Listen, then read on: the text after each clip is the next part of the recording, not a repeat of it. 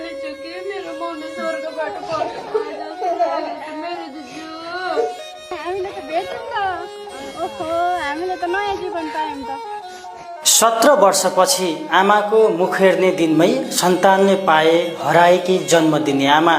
आजभन्दा 17 वर्ष अघि 2066 साल जेठ 27 गतेदेखि सम्पर्कविहीन भएकी सुर्खेत जिल्ला लेखपराजुली गाविस वार्ड नम्बर 2 तल्लो भर्याङ बस्ने वर्ष 32 की चम्फा कार्की 17 वर्षपछि किन इन्डियाको सहयोगमा भेटिन सफल भएकी छिन्। पहिले उनको घर परिवारमा एक छुट्टै किसिमको खुसियाली छाएको छ।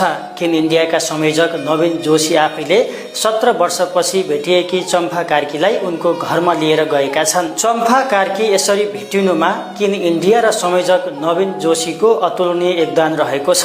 हराएको 17 वर्षपछि भेटिएको यो खुसियाली भिडियो सन्देश हेर्नुहोस्। हामीले त भेट्यौँ त। ओहो, हामीले त नयाँ जीवन पायौँ त। खुसीको आँसु भयो।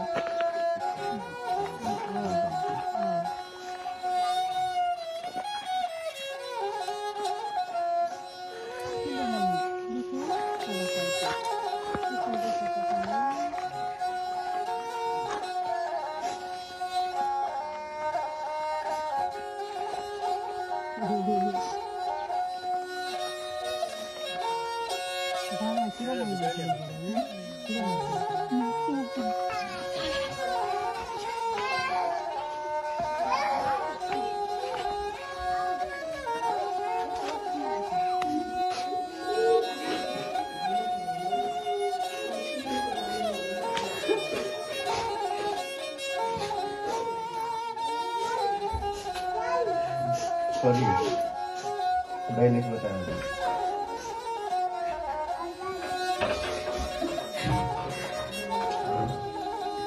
अच्छा के नाम हो छोरीको? मिठी नाम चिने छैन? ओहो 9 वर्ष की थी क्या त्यतिखेर? हो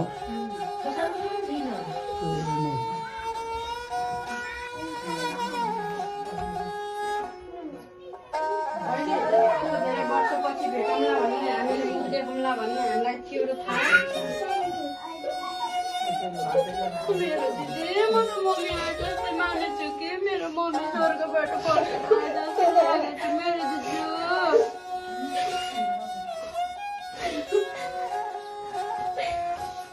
हजुरहरू हाम्रो लागि भगवान भएर नि